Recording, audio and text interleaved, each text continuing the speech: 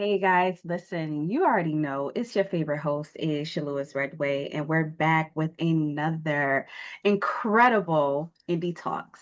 And today, listen, we had to shake it up a little bit, and this gentleman that's coming to speak with us, I'm Mohi. going insane. Pop a couple zombies keep me sane. Every night to quiet down my brain. Maybe it's a panic for this pain, or maybe I'm just going insane. But play it again, floating with the lost ones. Mind's working late again. This 9 to 5 gon' cost you.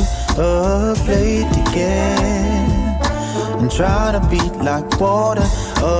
Play it again. And incredible sound, incredible music, and I can't wait for us to have this conversation. So welcome, Mohi.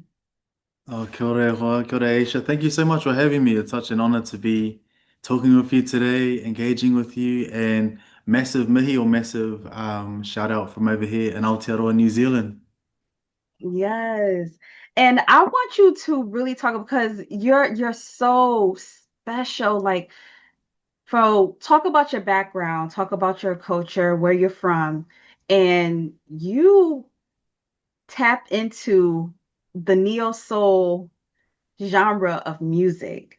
So let's start there. Let's start there. Let's talk about you and where you're from, and then we'll talk about that journey and that pathway into neo soul music. Awesome. Well, tēnā koutou te whānau, he uri tēnei no te taitoke rau, tauranga moana ngā te kahungunu ki te wāroa, ko Mohi tōku ingoa. My name is Mohi. I'm a Māori music artist from Aotearoa, New Zealand. My people are from the far north of New Zealand. I've grown up on music through a few avenues, through the church as well as through cultural performing arts over here. We call kapahaka.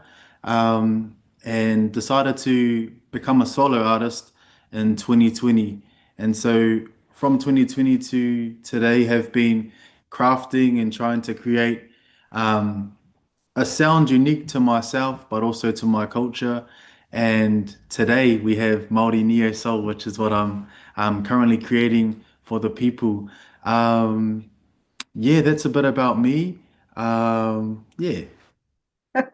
I love it. And I want you to kind of talk about how, like you said, you grew up still with a church background. You're able to create and be in this space.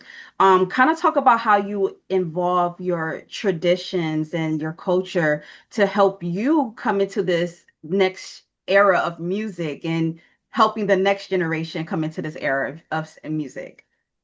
Yeah, awesome. For Māori, for me and my people, music has always been a way that we've preserved language and tradition and culture and passed down knowledge through the generations.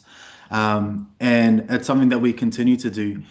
In this day and age, with the experiences we have as Māori, the language that we use, the experiences we have, even the environment, it all comes into play with how I create music. And so I think it's necessary and important for the revitalization of our culture to make sure that we continue to create music, whatever that sounds like, whatever that looks like.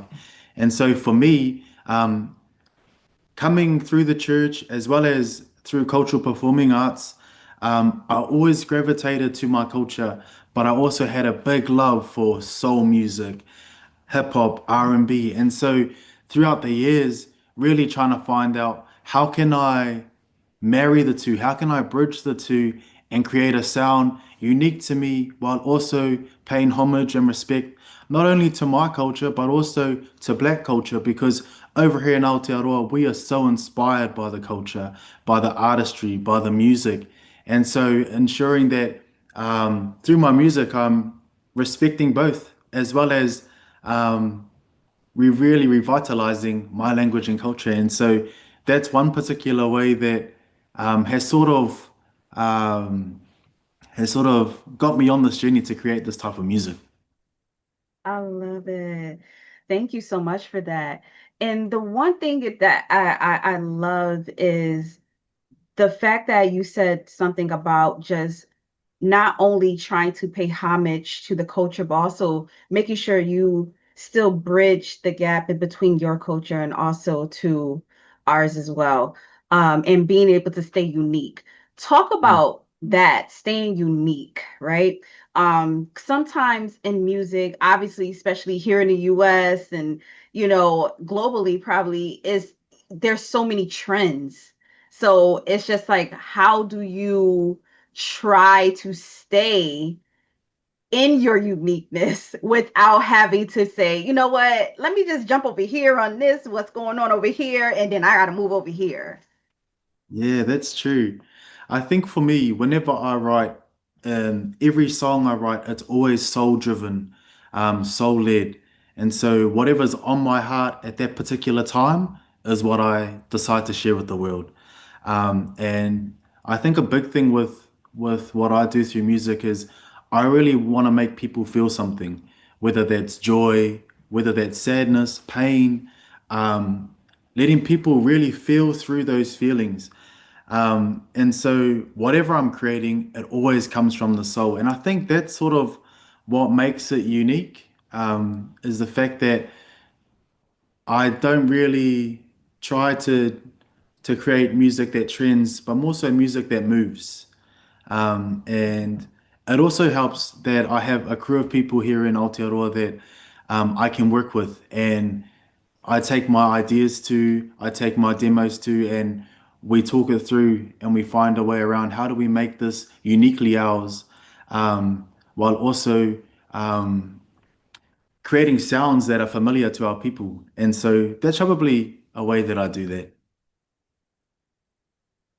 And as you continue to create and to be able to, build in your community and the culture, right?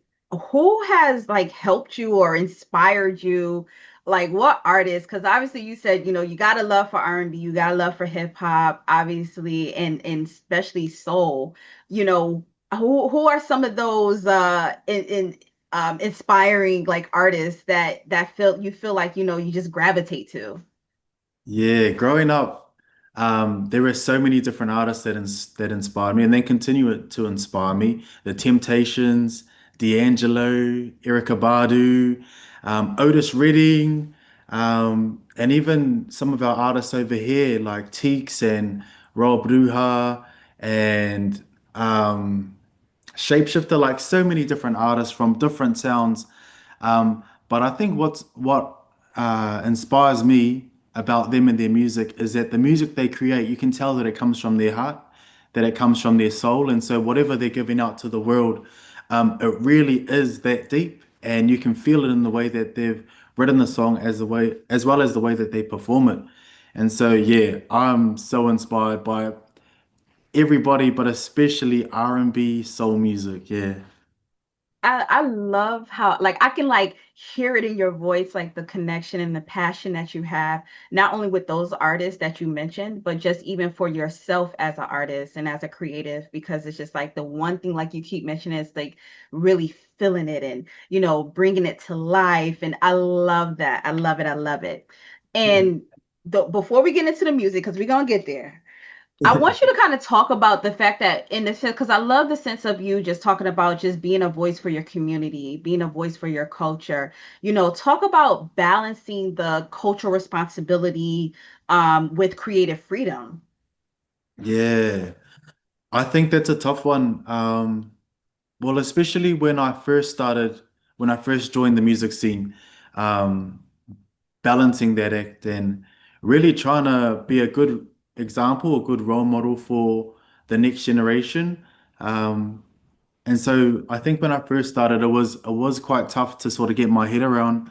But as I've been in the scene for the last 5 or 6 years, I've realized that the more that I'm myself, the more that I'm authentically myself and creating music and creating content that really speaks to my heart and my soul, intrinsically, I'm also being a good role model for my people because I feel like when you truly are authentically yourself and you're expressing yourself, in a way that is supportive of the community, um, everything's going to fall into place. And so I feel like the more that I've decided to create music and perform exactly as I am, in that, everything else has just come into place. And so people see that real sees real. And for our people back here in the next generation, when they see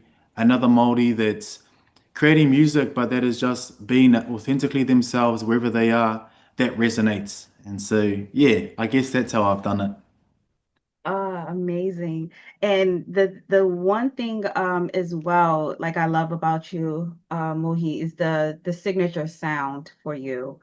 And not only with your sound have, you're representing there in New Zealand, like you're people are recognizing you here in the States, and the Cool. sound in which you have and the amazing music.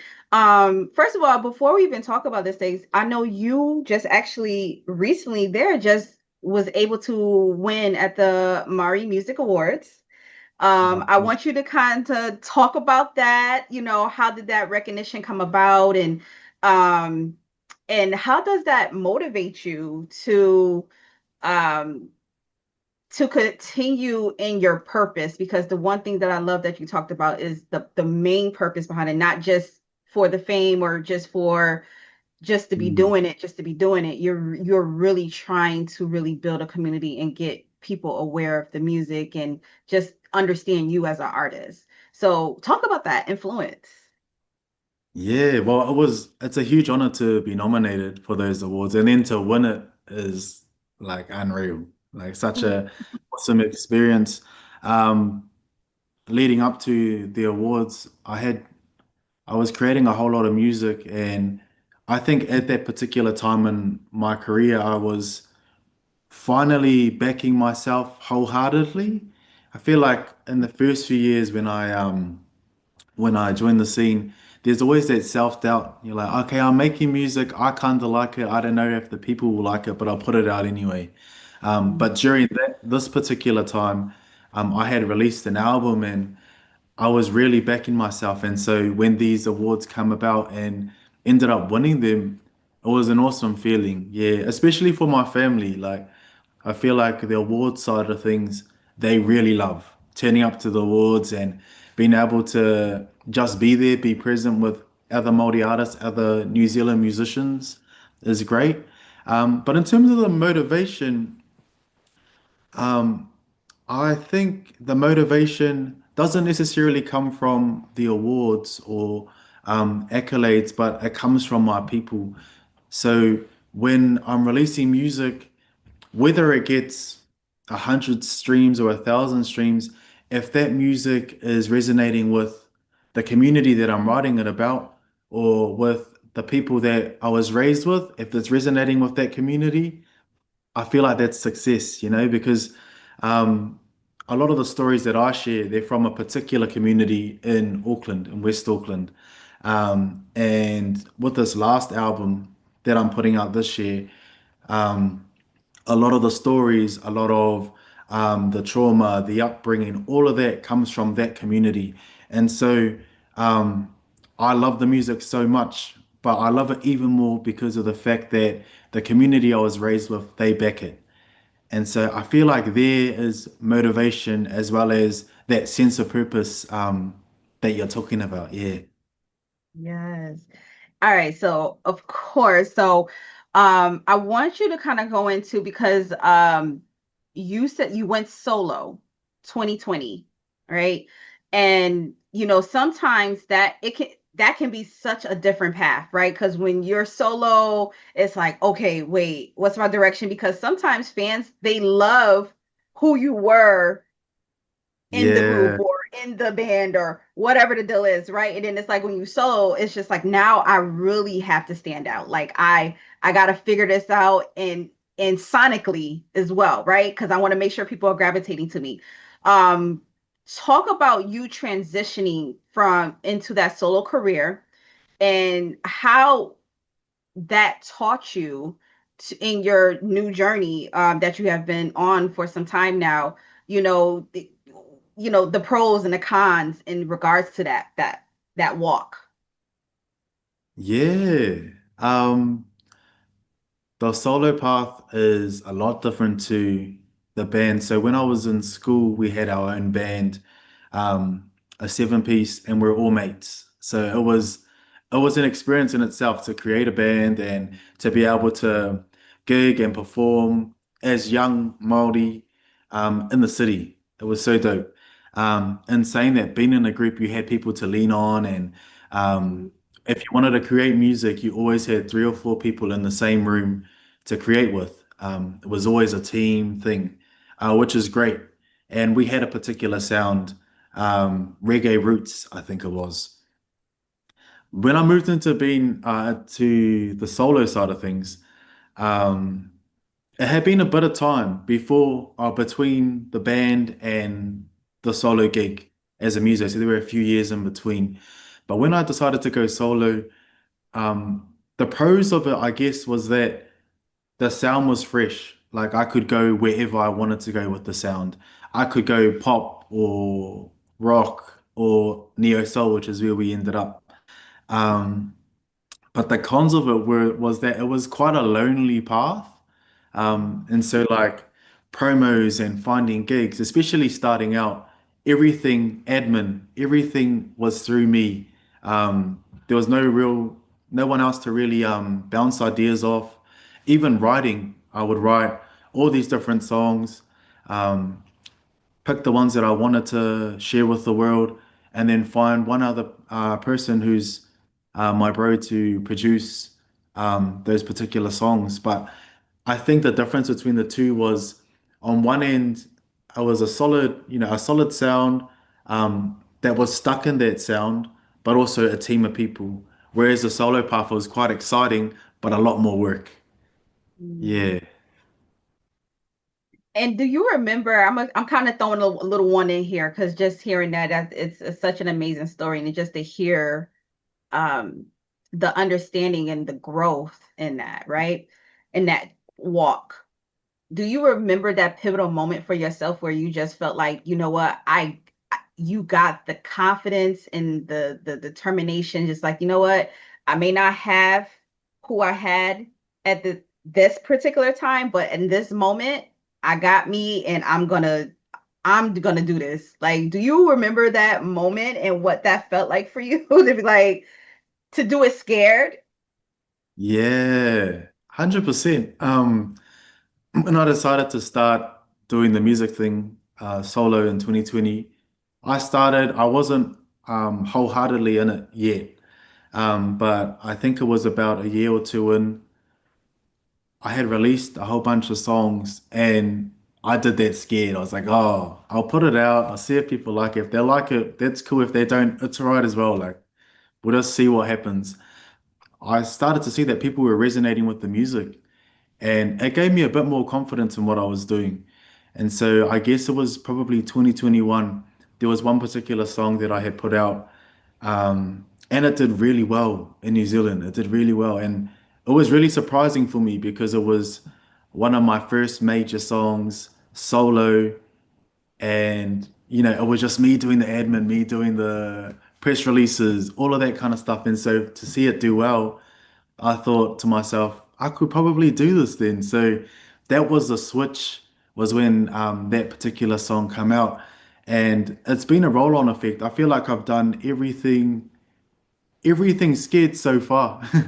But I guess, because of putting in a lot of work into it, as well as having faith that it's going to happen, and Mm, being kind to myself and being kind to the people that I work with, to understand that it's bigger than the music. I'm creating good music that people can listen to, but I'm also supporting language revitalization, that I'm also supporting the younger generation to get a greater understanding of their culture if they may have not had that understanding before listening to that track. And so understanding like that it's bigger than the music has sort of allowed me to just give everything a go now. mm. I love that. I took away quite a few gems just from that. To Oh, be kind, that's one thing, right? To do the work, step out on faith, right? And yeah. still do it scared. Yeah. Listen, if anybody ain't get nothing from that, who's gonna watch this and get nothing from that? They're crazy. Okay. Let's go into the music. So you do have a previous release project, which we're going to talk about later as well. The flowers that grow from concrete pavements. That was the Mm, side A, right? That was yeah. you have which is amazing. Your newest release, your latest single, "I Need You." This is the opening and the start for your upcoming release. I want you to really, really talk about this single and the vulnerability in regards to creating this because it's Mm. amazing. Oh, thank you. I Need You. So I Need You was one of the songs that I had written in a 3 week period. So the album itself is a 12 track album, and every song on it was written within this period of time. I had no sleep. It was like a whole bunch of records playing through my head, and so I wrote out every song. And so I Need You was one of them. I was up one morning and all of the lyrics, the whole song form for I Need You come to me, and I voice memoed it, and decided to take it into studio with a producer over here, my bro Choice Vaughn. I talked to him about the song, about the lyrics, about the vision for it, and I wanted it to be something that struck the heart, but also something really appealing to the ear in terms of R&B, swag, steez, um, but having the message that really hit home. And so we sat there for about an hour talking it through, and then by the end of that session, I Need You was created. Um, I wanted I Need You to lead side A because of the fact that it just hits so hard. It's such a fire track, but also the meaning behind it and the way that it sort of grabs your ear because because one, I wanted people to be excited about that song, but also to have it in the back of their mind that there's a whole side B coming. This is the first of the next three singles. And so, yeah, it was um, a really exciting project to create. This particular song was also really different for me because um, there's particular parts in the song where I'm just riffing and going off, but that necessarily isn't how I used to sing. It was always sort of like clean jazz-like notes. For this song, we sort of went somewhere else. And I remember sitting in the booth and I was singing away, and then Choice, the producer, speaks to the mic and he's like, "Nah, you really need to send it, bro. Like, this song needs something different. So you got to dig deep and create the sound that this song needs." And so I was like, okay. He played it through, and in one take, that whole second half of the song was created, and we didn't change it. So I feel like in that sense, it was a real powerful song to create. Amazing. Oh my goodness. Like I got chills just hearing that. Okay. Um, and obviously, because I was gonna ask the next question, I was like, how did you know that was like the right song? That was the right, because I know you said there's other singles, and Mm, this obviously this is the first one, the first taste that we're gonna get for side B. So I clearly see why you could have led with that one in the first place. Um, the vibe, the vibe, the rawness, the intimacy. I love it just being vulnerable. What would you say has it was the most hardest part about really creating um this piece, this single? yeah. One bit that was really hard about it was in the time that we were creating that second half, and I was singing all of those riffs and really giving myself to the song. My grandfather, he was really sick at the time, and so we were on a Zoom call just before I went into the studio. And in the song, it talks about needing something. And it wasn't necessarily needing somebody, but it was needing something. When I jumped into the booth and I decided to really send it for that second half of the track, I was really thinking about my grandfather at the time and really pulling on that energy to sort of give my whole self to the song. And so, although the lyrics of the song don't speak of that, the soul and the feeling behind it was really drawn from that experience of hoping that my grandfather would be okay, as well as giving my whole self to the song because there's a connection there. And so I feel like that was probably the hardest bit of that song, but also turned out to be probably the most beautiful part of that track. So beautiful. Now, with this single and also with your previous album that you released, which is the side A, once again, The Flowers That Grow from Concrete Pavements. How do you feel or build on the contrast of the themes? Because I know you said that originally you had a very particular sound and you went one direction and then clearly on this track you changed it up a bit. So talk about that. Either you feel like it's growth or that contrastment between how side A and side B is really gonna give to your audiences. Yeah, I think because all of the songs are written at once, like in that 3 week or so period, every song is linked to that overarching theme, the flowers that grow from concrete pavements. And that title was a metaphor that come to me to talk about my upbringing, to talk about the kids I was raised with and our experiences growing up in concrete jungle out in West Auckland. Um, and so every song they talk about different experiences, different stories that I hold, stories that my community hold. And so, in that sense, lyrics and the feeling behind each track is all connected. I feel like the difference between side A and side B is that side A is like a deep dive into some sort of darkness, sort of understanding what's happening around me, um, trying to sort of figure out a way out of it.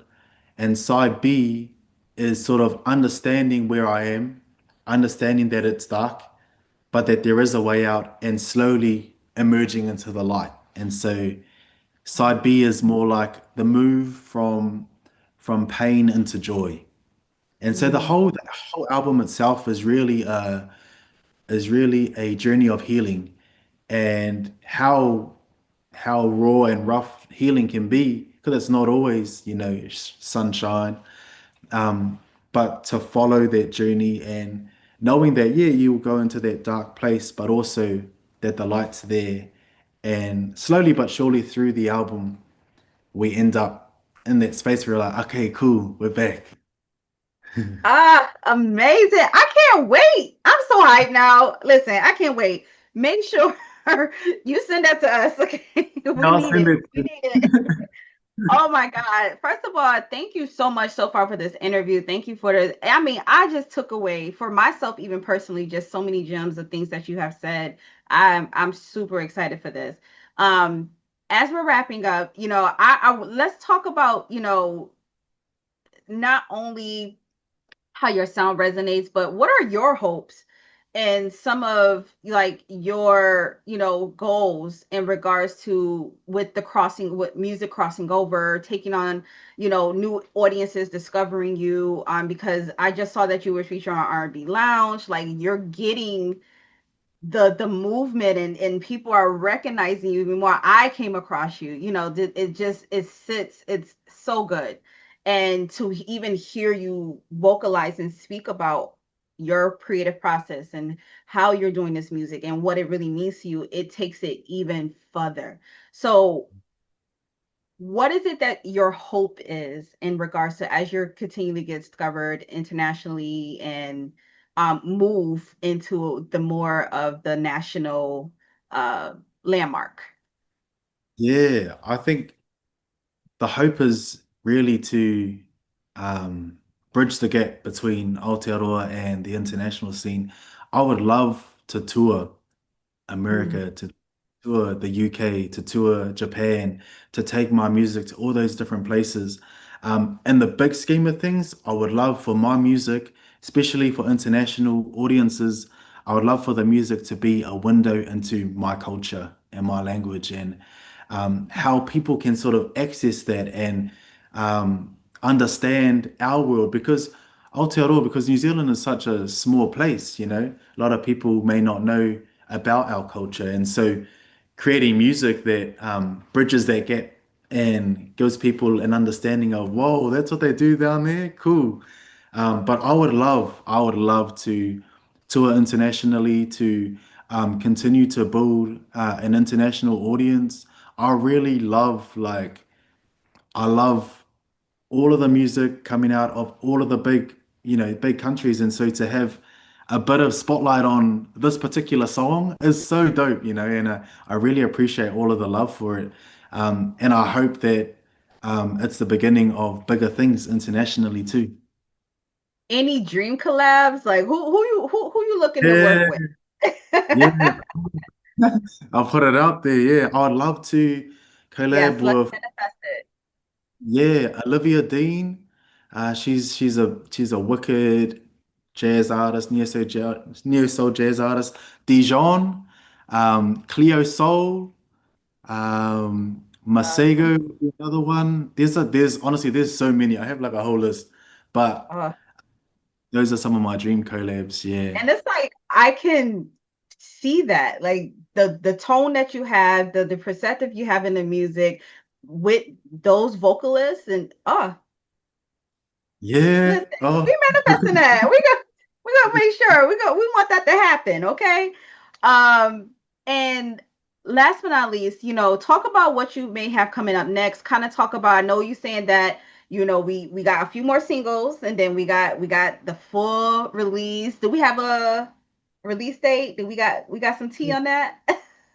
yeah, so the full album will be released on October the 1st, and I'll make sure to send it to you in advance so you get to hear all the songs. There's a couple features on side B as well. I have one of my good friends, Chase Woods, who's a rapper from over here, who will be on a track, as well as my little sister, Pare. So Oh, there's a whole bunch of really cool sounds in the album. We'll be doing a tour of New Zealand in the summer. Our summer's sort of like January to March, and so we'll have that. And then the hope is to um, continue to build bridges between us um, and you guys and UK, and hopefully create a tour out of it as well. Yeah.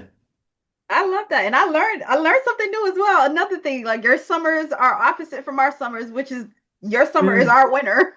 It's like crazy. I love it. I love it. Oh my goodness. Um, and as someone who's carrying tradition into modern music, do you feel pressure? Like, do you feel like I have to get this right? Like in the way of I need to handle this correctly? Is there a lot Yeah, of pressure for that? I think there's a bit of pressure in terms of how I hold myself and how I present myself sometimes to the world. Um, but I think it goes back to that whole thing where I know that I'm Māori, I'm strong in my culture and our traditions. And if I'm being myself and if I'm being true to myself and authentically myself on stage, in my music, in my interactions with people, then that in itself will be a good example for the next generation.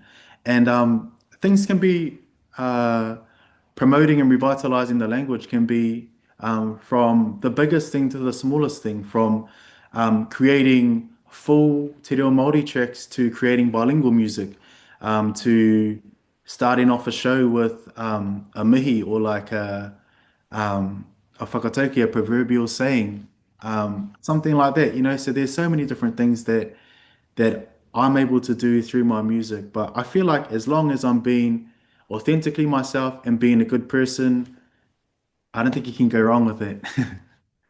Oh, I love it. And last question, one of our questions that we love to ask all of everybody that we sit down with. what words of encouragement are you able to provide to other artists who may just be starting out or maybe be struggling or just trying to find their way in this industry, especially artists like yourself who is, crossing over and coming from international perspectives and bringing your culture, kind of what can you offer or words if you can say to someone in that position? Yeah, I would say honestly, if music is something that you love, that you're passionate about, if it's something that makes you wake up in the morning and want to do it straight away, then it's for you to do. That's what you should be doing. We have a saying in our culture, tu whitia te hopo, mai rangatia te angitu, feel the fear and do it anyway. Kind of like how we're talking about do it scared. And so if that's something that you're passionate about, put the music out, create the content, do it because whether it gets 1 million views or 1,000 views or 10 views, if it's your creative expression, then it's good for you. You know, it's something that you're meant to be doing, and if you keep at it, who knows? You could be the next big thing as well. You know, so I feel like if you're passionate about it, you got to do it. I love it. Well, thank you so much for sitting down with us, having this conversation. I feel like this has been the most rewarding and most like, oh my God, this interview was amazing. This was so amazing. Thank you. Thank you so much once again. Um, for sitting with us and having this conversation. So listen, I'm gonna tell you for those who are going to tune in and who's going to watch this and really hear this, I really, really hope like you really just take something away from this conversation and understand that it takes so much to be an indie artist. So support the music, not just stream it, but purchase it. I already done purchased it. Trust me. I gotta check my credit card bill. Anyway, Yeah, yeah. but definitely support and we support you. We are fans, we're hooked, so thank you so much and continue. We want you to continue, keep doing your thing. We want to see you over here in the States as well and see you on the award stages and getting your dues that you deserve. So congratulations to you on the win there. And then also, I'm gonna say a manifested congratulations on your wins here when you come too. Yeah, come on. Thank you so much. Oh, I'm so Of excited. And thank you for taking out the time to talk today. It's honestly so cool to connect, and I can't wait to come over. Yes, of course. And keep sending us the music. We definitely gonna be able to support you. You have fans here. Trust me. Oh, I will say, I forgot to say, I have a song coming out this Friday, but I'll send it through to you. Yeah, it's called Up Late. It's like if Masego, if he met Loyal Kana, if sort of that Tom Mish vibe. So I'll send through the album to you to have a listen to anyway. But yeah, Yes, and we can present it on the Music Friday. Yes, I got you. I got you. We gonna blow this up, okay? Thank you so oh, much for letting us know that. And once again, thank you so much for what you do. Keep doing what you do as an artist, being creative and bringing the style and the authentic you as well. oh, thank you. Thank you so much. So, guys, thank you so much for tuning in with us. Of course, you already know I'm your host, Aisha Lewis Redway, and we're always presenting real music, real style, and real people. And it don't get no realer than this. All right. So, until next time, peace.